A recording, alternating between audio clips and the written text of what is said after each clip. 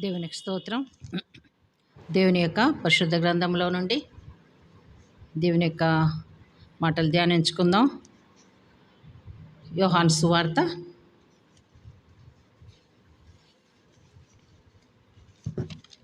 14వ అధ్యాయము.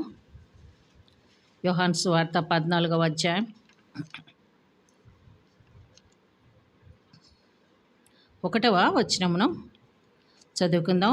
అలాగనే 27వ వచనాన్ని కూడా చదువుకుందాం. 1వ వచనము అలాగనే 27వ వచనాన్ని కూడా చదువుకుందాం.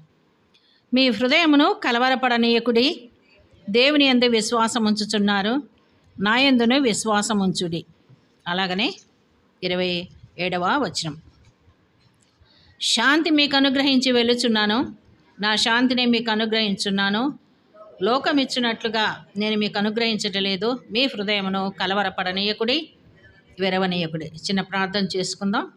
కృపగల తండ్రి, పరిశుద్ధ పాదాలకు స్తోత్రాలు, వందనం చెల్లిస్తున్నాం నాయన. మరి యొక్క వాక్య భాగం ద్వారా మమ్మల్ని దర్శించండి.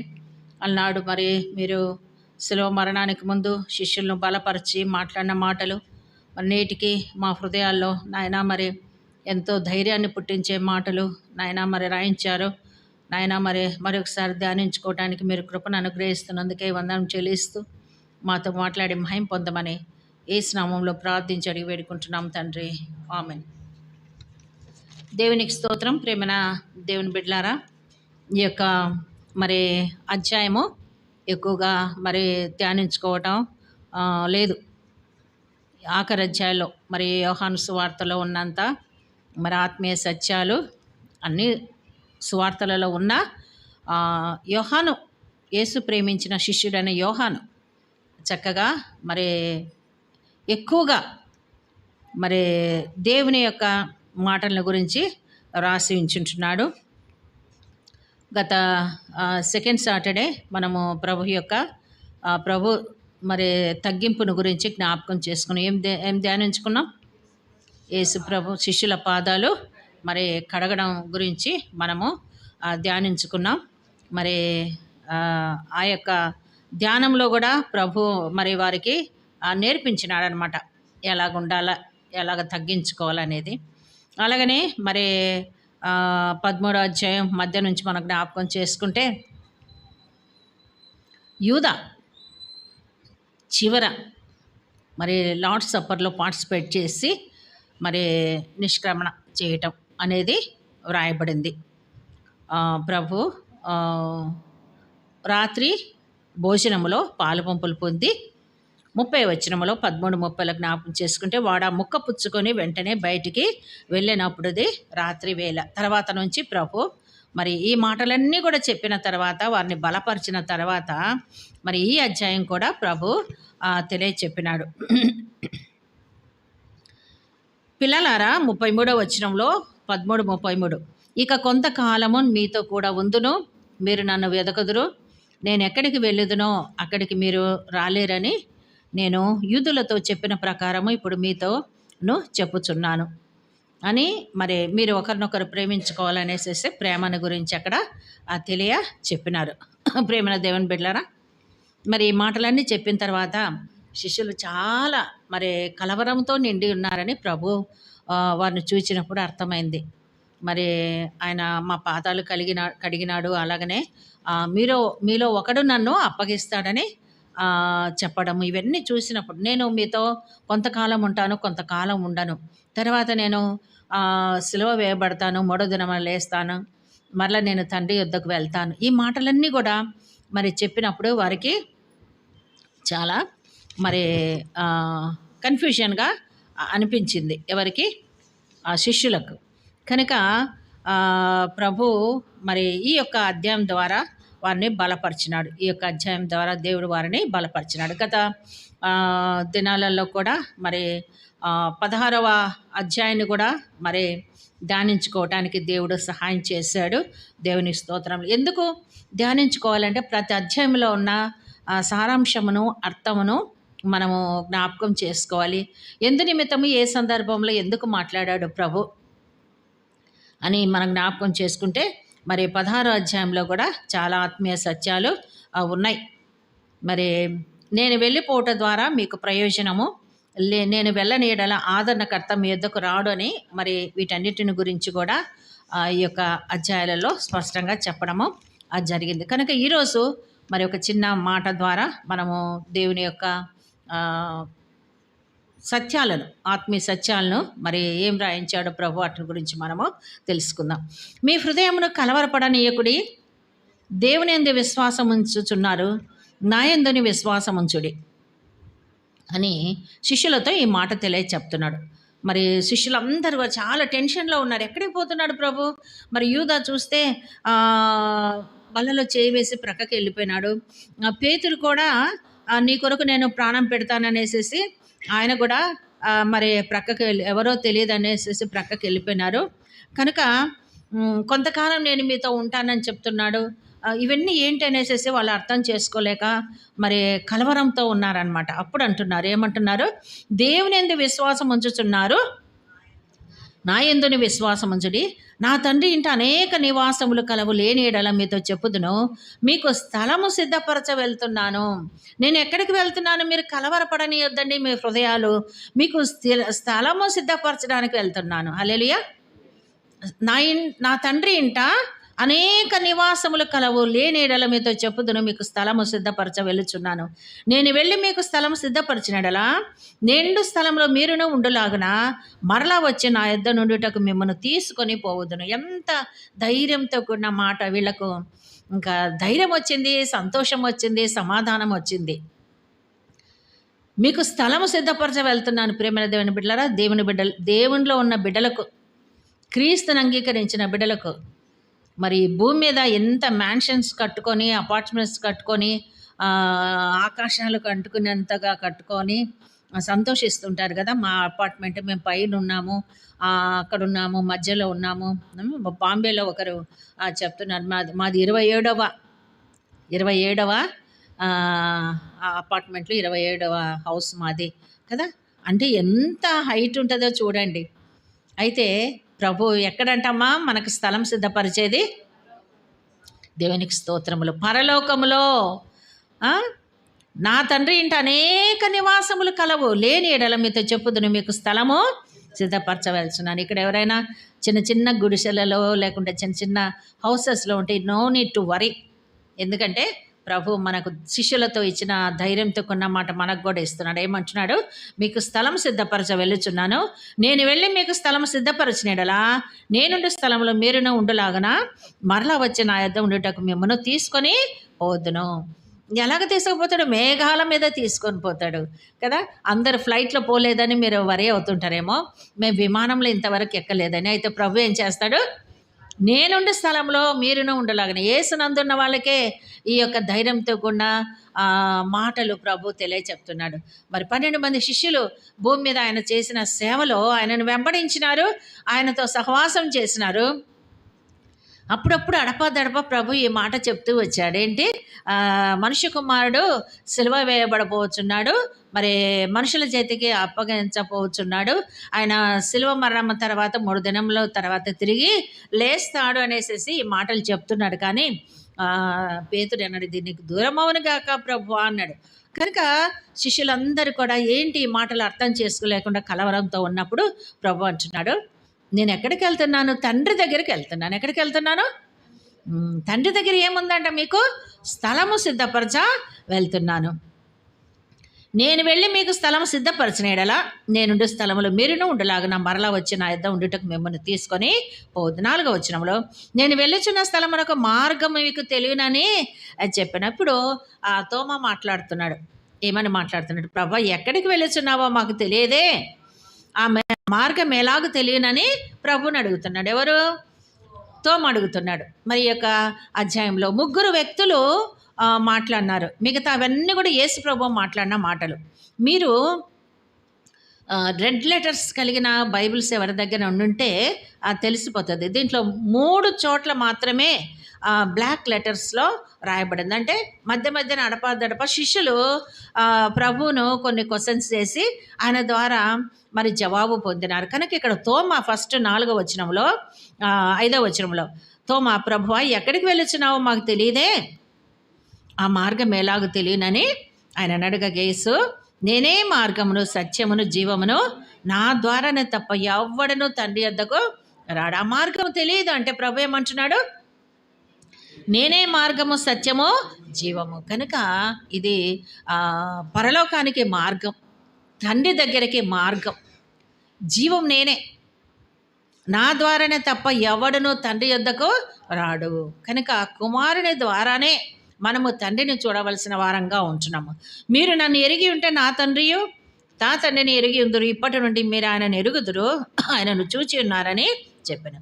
మరలా వెంటనే ఫిలిప్పు ఒక ప్రశ్న వేస్తున్నాడు అనమాట. ప్రభువా, తండ్రిని మాకు కనపరచుమా, మాకంతే చాలు. ఇంతవరకు ప్రభువును చూస్తున్నాడు, ప్రభు ద్వారా ఎన్నో ఆశీర్వాదాలు పొందినారు, ఎన్నో అద్భుత కార్యాలు వాళ్ళు చూసినారు. అయితే ఫిలిప్పు ఏమంటున్నాడు? ప్రభువా, మాకు తండ్రిని చూపించు అనేసి అడిగినప్పుడు ఫిలిప్పు, నేను ఇంతకాలం మీ యొద్ద ఉండినాను, నీవు నన్ను ఎరుగవా? నన్ను చూచిన వాడు తండ్రిని చూచి ఉన్నాడు గనక తండ్రిని మాకు కనపరచమని ఎలా అడుగుతున్నావు? నేను తండ్రి ఒకటే. తండ్రి ద్వారా నేను ఆజ్ఞలు పొంది, మరి తండ్రి ద్వారా నేను ఆశీర్వాదం పొంది మీకు అన్ని అద్భుత కార్యాలు చేస్తున్నాను. నేను చేసేవన్నీ తండ్రివే. తండ్రి ద్వారానే నేను తెలుసుకున్నాను. తండ్రి ఆజ్ఞాపిస్తేనే నేను ఈ కార్యములన్నీ కూడా చేయగలుగుతున్నాను. కనుక ఏమంటున్నాడు ప్రభు? నన్ను చూసిన వాడు తండ్రిని చూచి ఉన్నాడు కనుక తండ్రిని మాకు కనపరచమని ఎలా చెప్తున్నావు? తండ్రి యందు నేనును, నా యందు తండ్రి ఉన్నామని నువ్వు నమ్మటలేదా? ఏమని చెప్తున్నాడు ప్రభు? తండ్రి యందు నేనును, నా యందు తండ్రి ఉన్నాడు.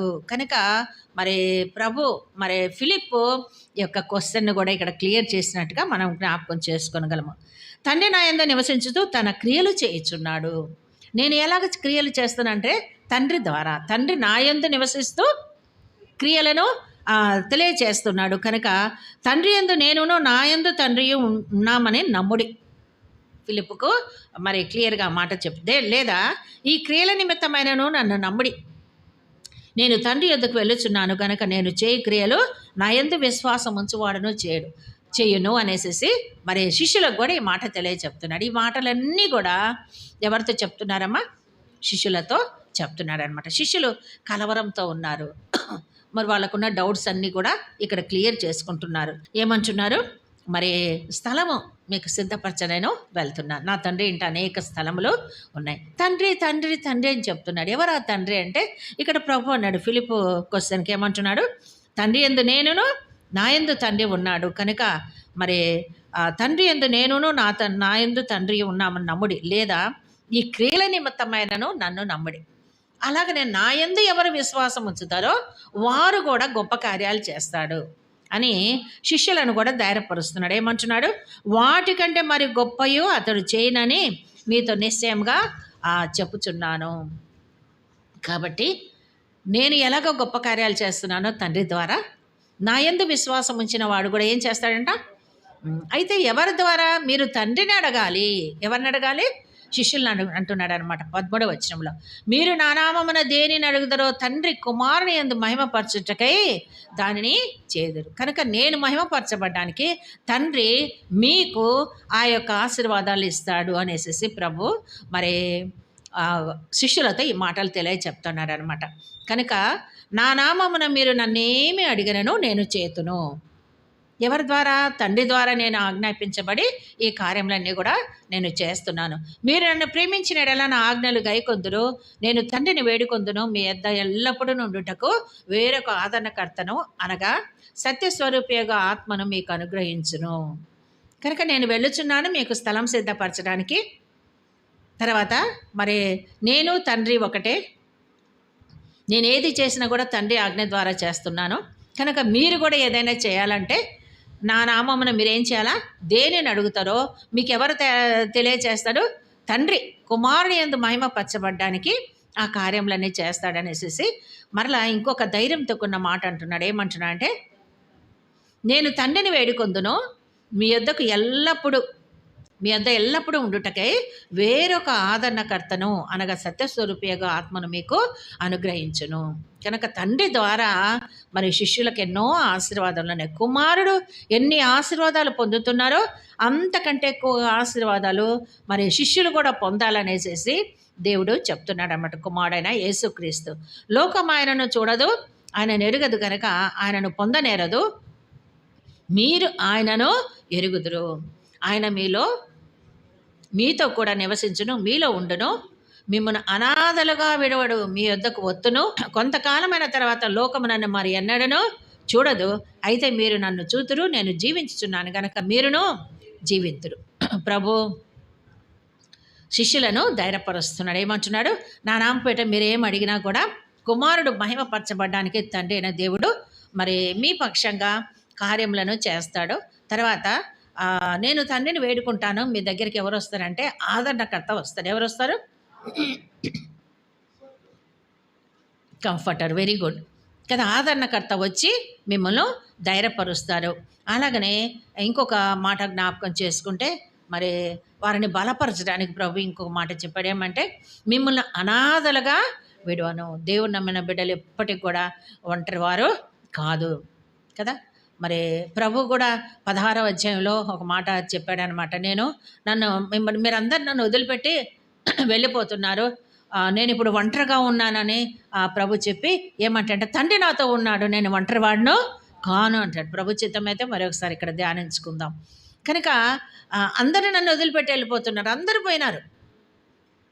ముందే యూదా వెళ్ళిపోయినాడు, తర్వాత పేతురు పోయినాడు, తర్వాత ఒకరొకరు మెల్లగా ప్రక్కకు వెళ్ళిపోయినారు కదా.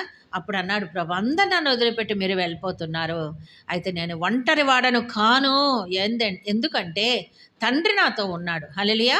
తండ్రి నాతో ఉన్నాడు. ఇక్కడ కూడా అదేమంటున్నాడంటే మిమ్మల్ని నేను అనాథలుగా విడవను. శిష్యులు అనుకుంటున్నారు ఇంకేనా పోతున్నాడు, ఎప్పుడు వస్తాడో ఏమో అంటే ఏమన్నాడు ప్రభు, మీకు స్థలం సిద్ధపరచడానికి నేను నా తండ్రి ఇంట అనేక నివాసములు ఉన్నాయి. ప్రియమైన దేవుని బిడ్డలారా, మరి మనం ఎప్పటికి కూడా కలవరపడకూడదు. శిష్యులు ఆ సమయంలో ఈ అయోమయంలో ఉండి ప్రభు చెప్పే ప్రతిదీ కొన్నిసార్లు అర్థం చేసుకోలేక కన్ఫ్యూజన్లో ఉన్నప్పుడు ప్రభు వారిని ధైర్యపరుస్తున్నాడు అనమాట. ఏమంటున్నాడు? మిమ్మల్ని నేను అనాథలుగా విడవను, మీ యొద్దకు వత్తును. కొంతకాలమైన తర్వాత లోకము నన్ను మరి ఎన్నడూ చూడదు, అయితే మీరు నన్ను చూతురు, నేను జీవించుచున్నాను కనుక మీరును.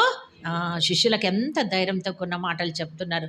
యేసులో ఉన్న వారికి ఆశీర్వాదాలు, దేవుణ్ణి కలిగి ఉన్న వారికి ఆశీర్వాదాలు. ప్రేమన దేవుని బిడ్డలారా, మనకు ఆదరణకర్త ఉన్నాడు. ఎవరున్నారు? ఆదరణకర్త.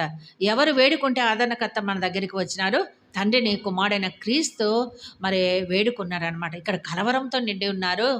తండ్రి వీరికి ఆదరణకర్తగా పంపించు అన్నప్పుడు మరి ఆదరణకర్తను పంపించినాడు. కాబట్టి ఏమంటున్నాడు ప్రభు? ఆయన మీతో నివసించును, మీలో కూడా ఉండును, మిమ్మల్ని అనాథలుగా విడవను, నేను మీతో ఎల్లప్పుడూ ఉంటాను. లోకం నన్ను ఎప్పుడు కూడా చూడదు, కానీ మీరు నన్ను చూతురు, నేను జీవించుచున్నాను కాబట్టి మీరు కూడా. 20వ వచనం, నేను నా తండ్రి యందును మీరు నా యందును నేను మీ యందును ఉన్నామని ఆ దినమున మీరు ఎరుగుదురు కదా. మరి నన్ను చూచినప్పుడు మీరు ఏమని కనుక్కుంటారు?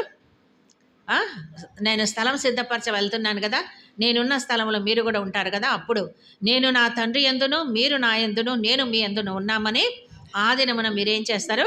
ఎరుగుతారు, గుర్తుపడతారు. 21వ వచనం, నా ఆజ్ఞలను అంగీకరించి వాటిని గైకొనువాడే నన్ను ప్రేమించువాడు.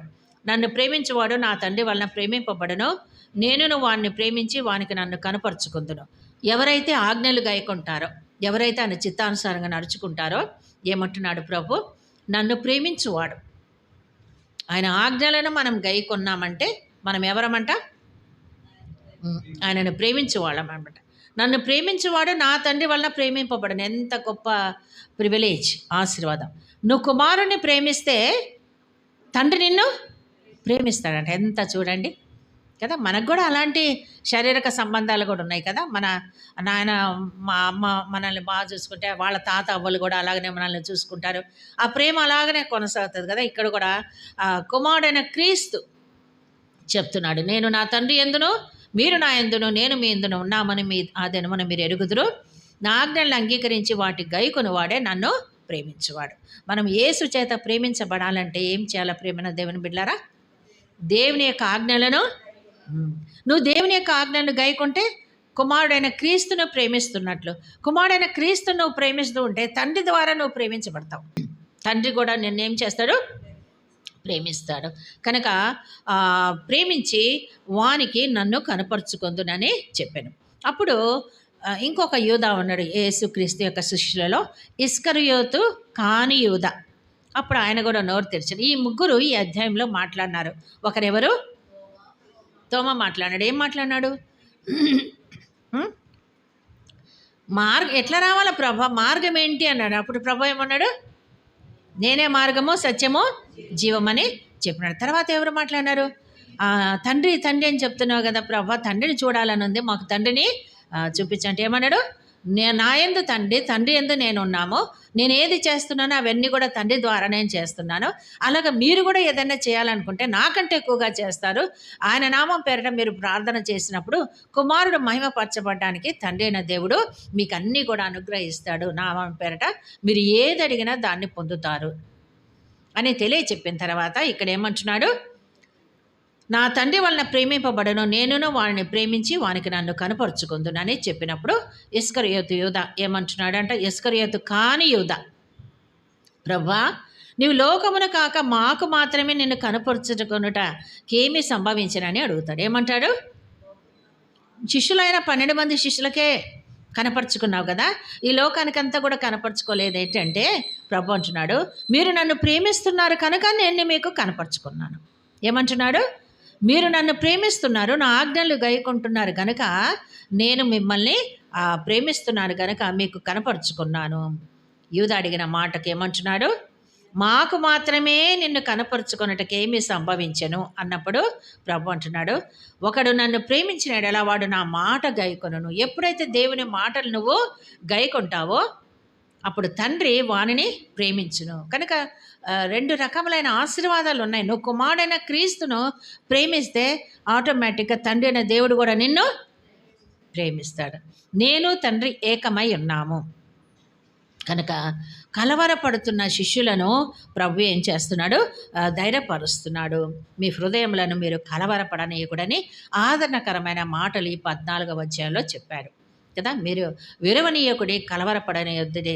కనుక ఈ యొక్క క్వశ్చన్స్ అన్నిటికీ దేవుడు ఇక్కడ ప్రశ్నలకు జవాబు చెప్తూ ఏమంటున్నారు? మేమును వాని యొద్దకు వచ్చి వాని యొద్ద నివాసం చేతుము. 24వ వచనంలో, నన్ను ప్రేమింపనివాడు నా మాటలు గైకొనడు. మీరు వినుచున్న మాట నా మాట కాదు, నన్ను పంపిన తండ్రి. నేను ఏది చేస్తున్నా కూడా తండ్రి ద్వారానే చేస్తున్నాను. యేసు, ఒకడు నన్ను ప్రేమించిన ఎడల వాడు నా మాట గైకొనును, అప్పుడు నా తండ్రి వానిని ప్రేమించును. కనుక మాకే ఎందుకు కనపరుచుకుంటున్నావంటే మీరు నా ఆజ్ఞలు గైకొంటున్నారు కనుక నేను ప్రేమిస్తున్నాను. ఈ లోకానికి నేను ప్రేమ చూపించటం లేదు.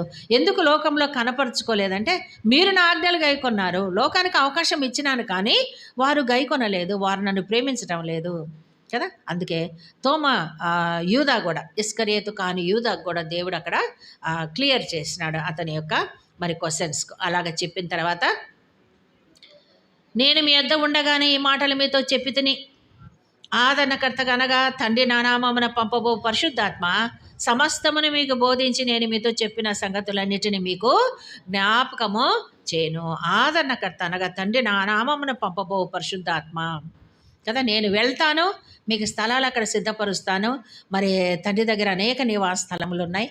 నేనే మార్గము, నేనే సత్యము, నేనే జీవము. నేను ఏది చేసినా తండ్రి ద్వారానే చేస్తున్నాను.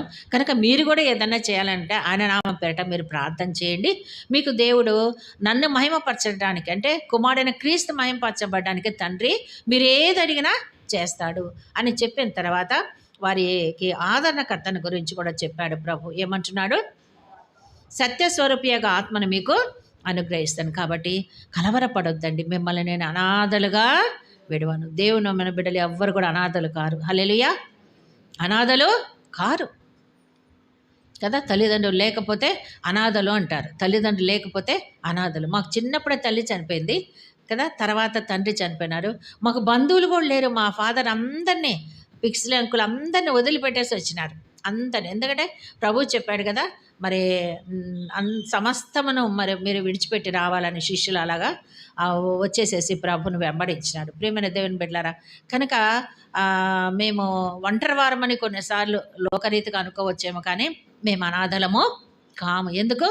తండ్రి అనే దేవుడు ఉన్నాడు, కుమారుడైన క్రీస్తున్నాడు, అలాగనే ఆదరణకర్త అయిన సత్యస్వరూపి యొక్క ఆత్మ మమ్మల్ని ఏలుబడి చేస్తుంది, గైడ్ చేస్తుంది, బలపరుస్తుంది, నడిపిస్తుంది. ఇంకంతకంటే ఏం కావాలి ఈ లోకంలో? తర్వాత ఈ భూమి మీద ఉండేది మనము కొంతకాలమే. ఎంతకాలము? కొంతకాలం కదా. ఎక్కడ ఉంది మనకు పర్మనెంట్ హౌస్? పరలోకంలో. నా తండ్రి ఇంట అనేక నివాసములు కలవు. లేకుంటే మీకు చెప్తుంటుంది నేను కదా, నివాసములు ఉన్నాయి కాబట్టి మీకు స్థలము సిద్ధపరచ వెళ్తున్నాను.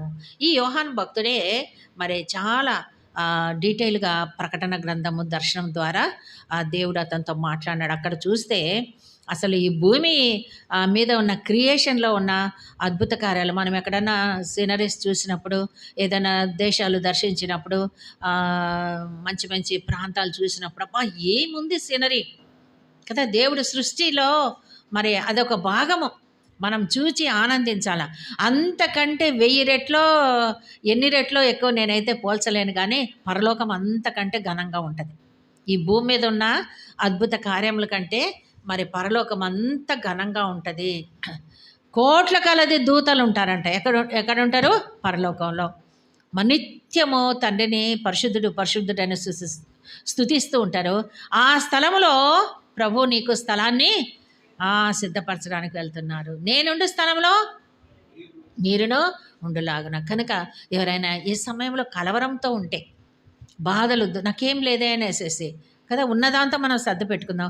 ఒక దినం ప్రభువు వచ్చి మనల్ని తీసుకొని వెళ్తున్నాడు. కొంతకాలము నేను ఒక 3 రోజులు కదా సమాధి అలా చేయబడి మరి తిరిగి లేస్తాను. తర్వాత నేను ఎక్కడికి వెళ్తాను? పరలోకంకు వెళ్తాను. ఎందుకు? మీకు స్థలము సిద్ధపరచడానికి.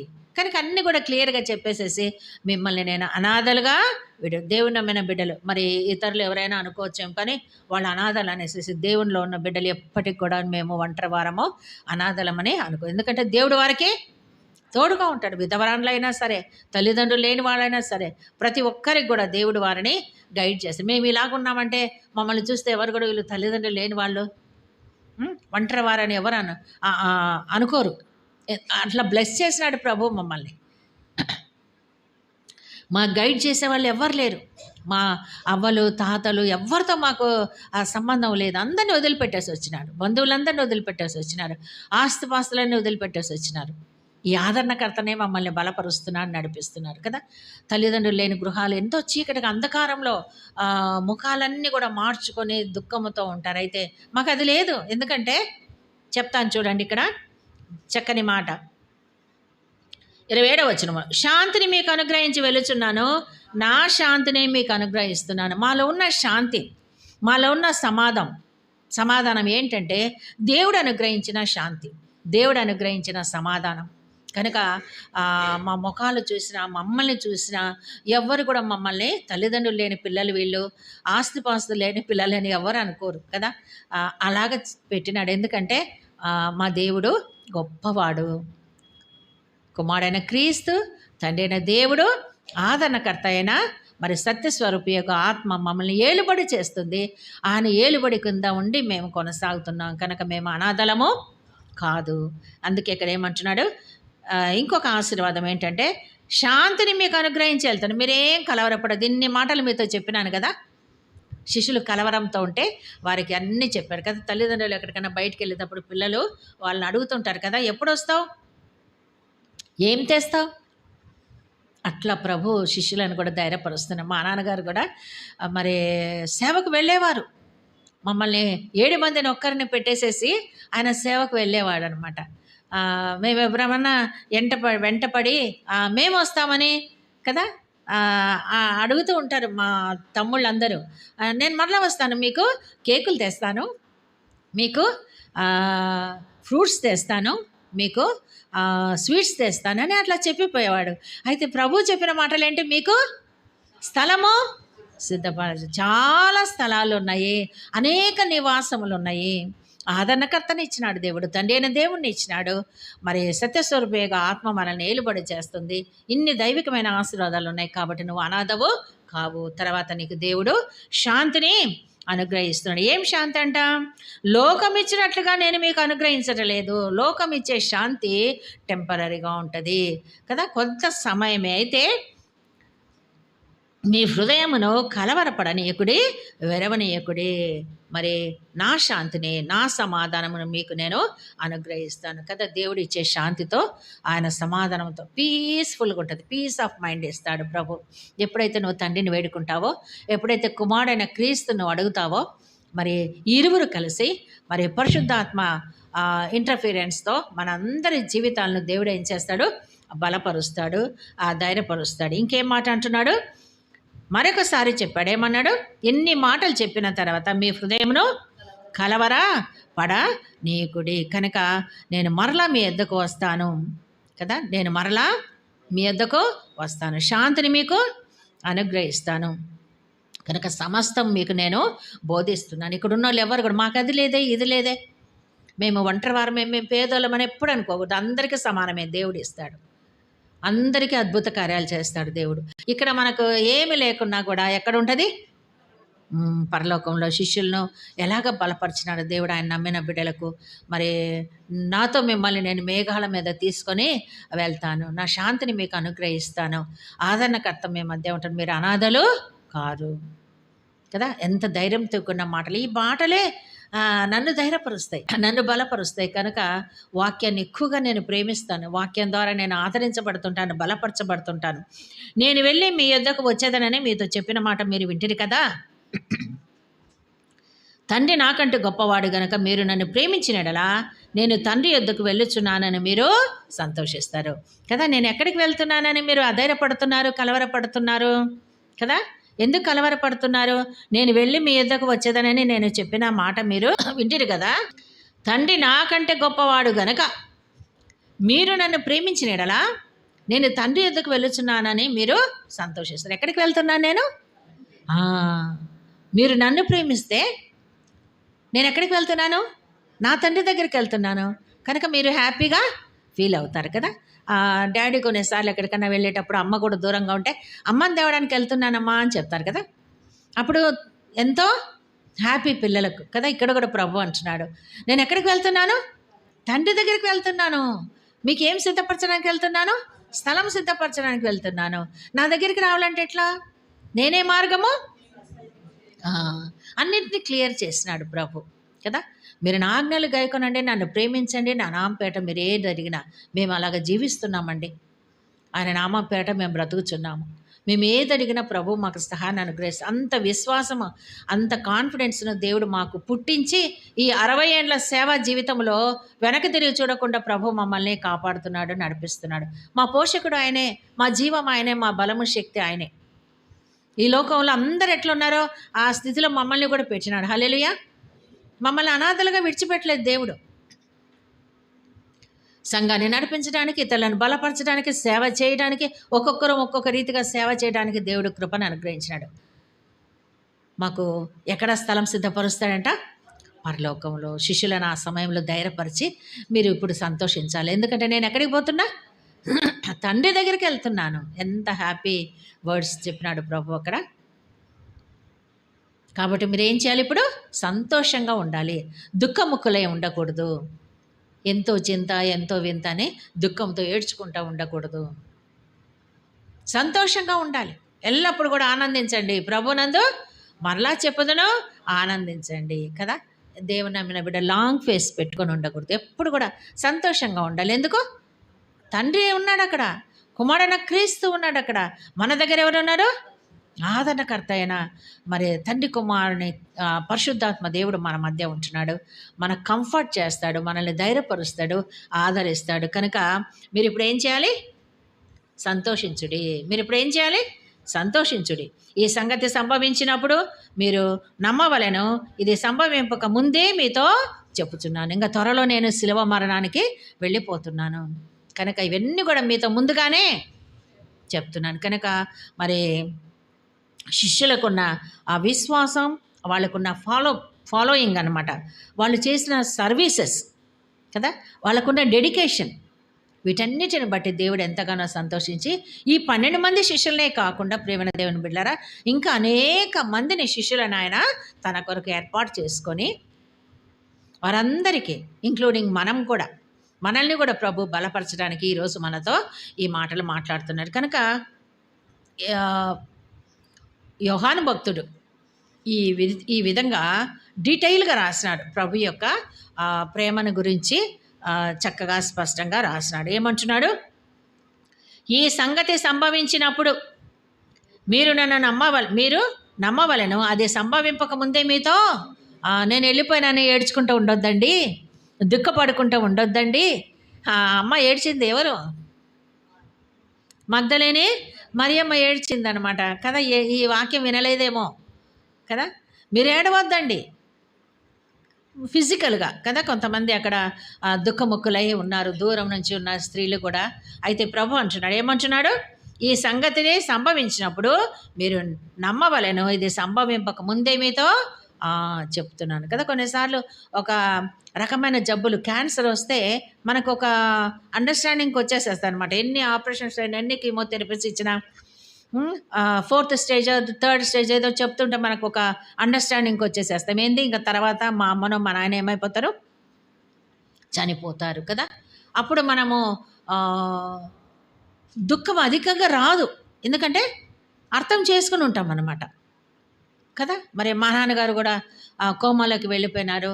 మాకు ప్రభు మాట్లాడినాడు ఆ కోమాలో వెళ్ళినప్పుడు. మాకు అర్థమైపోయింది ఏమని, ఎంతకు మెలకు రావటం లేదు, 30 days అయిపోతూ ఉంది. అప్పుడు మాకు ఒక అండర్స్టాండింగ్కి వచ్చినాం అన్నమాట. ఏంటి, ఇంకా చనిపోతారు కదా. కన్నులో ఎదురు చూసేదాన్ని అనమాట. మా నాన్న కళ్ళు తెరుస్తారేమో అనేసి.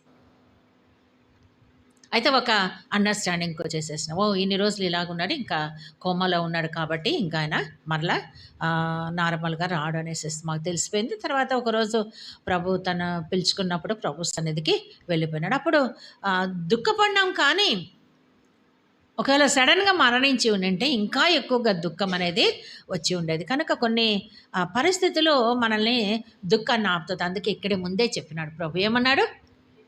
నేను అన్నీ మీతో ముందుగానే చెప్పినాను, కనుక మీరు కలవరపడకుండా ఏంటి తోమా, ఏంటి ఫిలిప్, ఏంటి యూదా, ఏంటి యోహాను, ఈ ప్రభు పోయనే అని ఎవరు కూడా అనుకోవడానికి లేదు. ఎందుకు?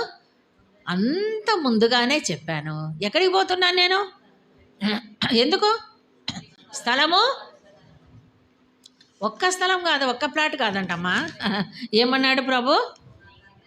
అనేక నివాసములు కలవు. హల్లెలూయా, గట్టిగా చెప్పండి హల్లెలూయా. లేని ఎడల మీతో చెప్పుదును, మీకు స్థలము సిద్ధపరచవెలుచున్నాను. ఎక్కడంటే నేనున్న స్థలంలోనే మీరును. హల్లెలూయా, నేనున్న స్థలము. ప్రియమైన దేవుని బిడ్డ, రాత్రికాలం బాగా చల్లగా నిద్రపోండి పండుకొని. ఆయనున్న స్థలంలో మనకు స్థలాన్ని సిద్ధపరిచే దేవుడు యేసయ్య మన కొరకు ప్రాణం పెట్టినాడు, తన రక్తమును కాల్చినాడు. ఆయన మళ్ళీ తిరిగి రాబోతున్నాడు. మరి నేనున్న స్థలంలో మీరును ఉండలాగున. ఇంత గొప్ప మర్మములు దేంట్లో కూడా లేవు. ఏ దేవుళ్ళు అనబడే ఎవరు కూడా చెప్పరు. కనుక యేసునందే నిత్య జీవము, యేసునందే సమాధానము, యేసునందే శాంతి. కనుక ఇన్ని మాటలు మీతో చెప్పినాను కాబట్టి మీరు ఇప్పుడు ఎలా ఉండాలి? బీ హ్యాపీ, సంతోషంగా ఉండండి. కనుక వాళ్ళలో ఉన్న కలవరాన్ని అంతా కూడా ప్రభు చూచి ఇంత డీటెయిల్గా ఈ యొక్క 14వ అధ్యాయంలో స్టార్ట్ చేసినాడు. ఏమన్నాడు? మీ హృదయమును కలవరా పడనీయకుడి. అలాగే 27వ వచనంలో ఏమంటున్నాడు? శాంతిని మీకు అనుగ్రహించి వెళుచున్నాను, నా శాంతిని మీకు అనుగ్రహించున్నాను, లోకం ఇచ్చినట్టుగా నేను మీకు అనుగ్రహించటలేదు. మీ హృదయమును కలవరపడనీయకుడి, వెరవా నీయకుడి. తర్వాత ఏమంటున్నాడు? మీరు నన్ను ప్రేమించిన ఎడల నేను తండ్రి యొద్దకు వెళ్ళుచున్నాను. ఎక్కడికి పోతున్నాను? తండ్రి యొద్దకు వెళుతున్నాను. కాబట్టి మీరు బీ హ్యాపీ, సంతోషంగా ఉండండి. కనుక ఇప్పుడు శిష్యులందరికీ కూడా ఒక అండర్స్టాండింగ్కి వచ్చినాడు. ఎక్కడికి పోతున్నాడు ప్రభు?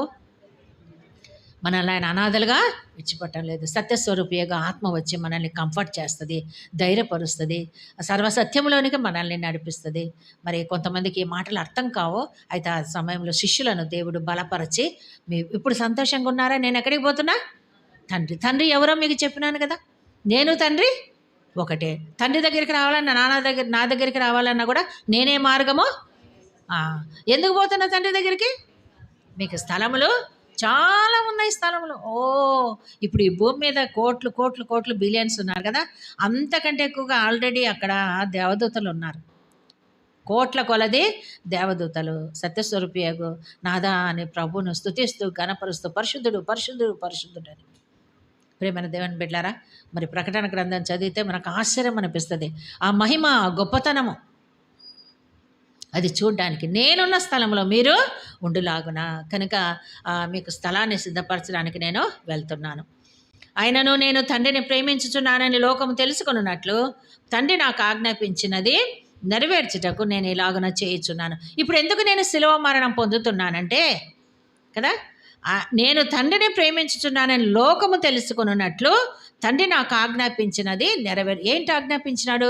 ఈ సర్వలోక మానవాళి కొరకు కుమారుడైన క్రీస్తు ఏం కావాలి? శిలువ మరణం పొందాలి. తండ్రి నాకు ఆజ్ఞాపించినాడు అని ఇక్కడ అంటాడు. 16వ అధ్యాయంలో ఏమంటాడంటే, నా అంతటా నేనే ప్రాణం పెట్టుచున్నాను, నేను కూడా ఇష్టపడినాను, నేను కూడా దాన్ని యాక్సెప్ట్ చేస్తున్నాను. కనుక మరి దేవునికి ఇష్టమైన కార్యములన్నీ కూడా ప్రభు ఈ భూమి మీద చేసి తండ్రిని ఏం చేసినాడు? సంతోషపరిచినాడు. ప్రియమైన దేవుని బిడ్డలారా కదా, ఈ నా డిపార్చర్ మీకు కలవరం పుట్టిస్తుంది. నేను వెళ్ళుట ద్వారా మీ దగ్గరికి ఆదరణకర్త వస్తుంది. ఎందుకు మీరు అధైర్యపడుతున్నారు? అందుకే మీకు సమస్తం నేను ముందుగానే తెలియచేస్తున్నాను. ఇప్పుడు మీరు ఎలాగుండాలి? సంతోషంగా ఉండాలి. ఎందుకు? మీరు అనాథలు కాదు, మీకు స్థలం సిద్ధపరుస్తున్నాను. మరలా నేను వచ్చి నేనుండే స్థలంలో మీరును ఉండులాగున మిమ్మల్ని ఏం చేస్తాను? నేను తీసుకొని పోతాను. ఈ రాత్రి అంతా కూడా సంతోషంగా ప్రార్థన చేసుకొని ఈ అధ్యాయం మరలా చదవండి, ప్రభువులు ఆనందించండి.